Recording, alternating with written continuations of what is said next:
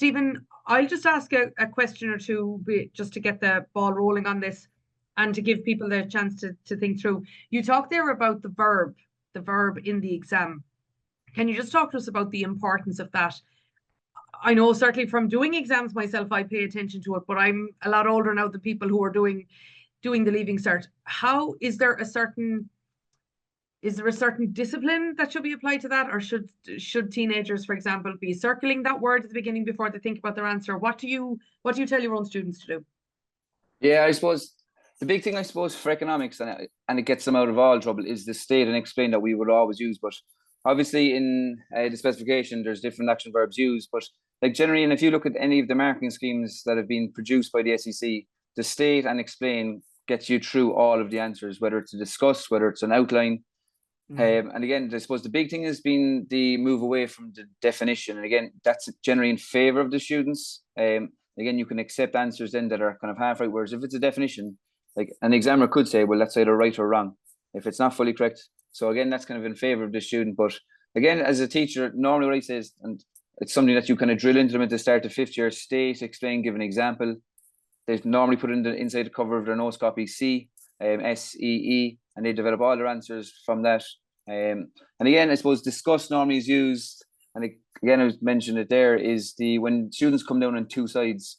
And again, it's just the SEC wants students to be able to, I'm guessing that they want students to be able to identify and argue both sides, that they're not just learning something off. I think that's something that we're also seeing in the questions, like even the mixing of the questions across different strands. It's obvious that they want to move away from just just learning half the book that you could have done before with just microeconomics. You could have just learned half the book and left the other half. They're trying to really mix it up now in terms of the strands. So that is important. So again, the state and explain, obviously it is important. But again, the state and explain, really getting across everything that they know, filling those lines, I think, is important. Not just blabbing on, but just really getting across what they've learned in class, that knowledge. And again, if it's current, the data is up to date, like all that is relevant, even the unemployment right there. Like if they give the rate now, if it's not given in the question, giving it now, I think is very important. So that statement and explanation is still the key for me when we're answering the question. And the second point then, Stephen, we both hear it all the time, is the frustration with the project. Any key tips that you would give to teachers? Obviously, I know at this point they're submitted and so on like that, but next year's project is going to be hot on next year's academic year, is what I mean. So what advice would you give to teachers who are just trying to navigate it for themselves and on behalf of their students too, giving direction to them? Yeah, I suppose we go through, in fairness, I think what we've done in the textbook is try to do that for. Again, a lot of teachers struggle with it at the start, especially not knowing what's required, how much detail they go in for each section. So I think we deal with it nicely in the book. That diary entry is important because getting across, like students, like especially like we forget at times, like they're 17 years of age trying to do a 1,500-word project on economics. So it's a stressful time. We get it across, and I think the big thing, I suppose, and if you break it down, the introduction, like you can't just put in two bullet point aims and expect to be getting full marks. Like, and I say to students, like we need a background paragraph setting up the project, not giving away what you're going to be doing in the research process, because that's important, but just that background information. Even on the small medium enterprise this year, like I was saying, like, have you a family member involved in a small medium enterprise? Do you want to do construction after school? Is it something that's on your CAO? Well, getting across that in your introduction, that's engaging. As a corrector, you don't want all of the same responses at the start. You're reading 200 projects. Like you want them to stand out. So that personal element, I suppose, is the key thing in the introduction.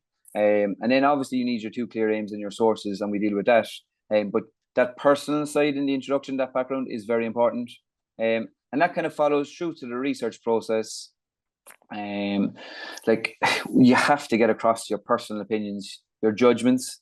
Again, we all know AI is there and it's not going anywhere. The project is going to be there. That's not changing. Anybody could pull a project from AI in 5 minutes and submit that.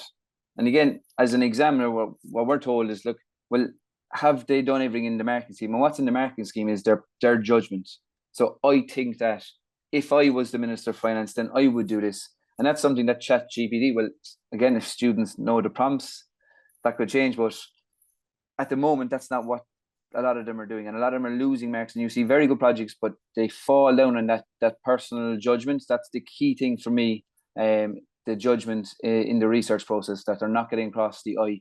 And I would be encouraging all students to do that in the research process. Their personal opinion, what do they really think? Because that really makes it home that, look, this student is actually engaged in it. They actually want to do it. They're not just doing it because the teacher said, look, this has to be submitted by Friday the 13th. This actually is something that they want to do. So that gets across there, that they're interested in it. And that's the key thing, I suppose. And that's why I think where students are losing a lot of the marks. Also, I suppose one other big thing from coming from a correcting side is the reflection. I think we all know students can't reflect. Like, we see in CBAs, we see it across the board. And like, we don't want to see like what skills that they developed, or, oh, I thought this project was great, or I thought this project was crap. Like, we want to get across, and in the marking scheme, it's clear, like, how is their thinking or attitude changed? So like, getting across, this is what I thought at the start. After undertaking the project, then this is now what I found out, or this is now really interesting. And now this is what I think, or this is how my behavior has changed moving forward. Like, I remember a couple of years ago, like, you have a couple of examples of like, well, now I do this on a day-to-day basis. Well, that's exactly how their thinking or their attitude has changed. So, and that's important, and that's what we want to see in the reflection.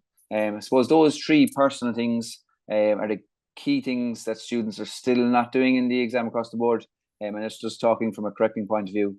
And that's something, if you're teaching it in terms of the project, that's why we'll be getting across to students. They're the big things, really. But I think we get that across in chapter 19, the research study. I was just about to highlight that. All right, Stephen, it is in chapter 19. It's at the end of the book. And you, like, the key thing about doing it in the form of a diary is that you see how the student is surprised by things, is overwhelmed by things, is annoyed by things, starts worrying about things, is surprised by things, changes their view based on things. And you can't do that. When it came to actually writing, it was just the best way is to actually walk through the experience with the student, but also making sure that she knew where she could turn to for help, as I say. And then she gets a lot of feedback from her teacher at the end, who gives her, who encourages her to keep going. Okay, so thank you very much indeed for that, Stephen. Like I say, please do, if there's any questions at all, please do pop them in. We'll take a look at them, and we'll certainly answer them while we're here. Anything that we talk through here, including the solution, both the question and the solution to Stephen's question, as well as the slides that I'm about to share with you as well, all of that will be sent out in an email afterwards.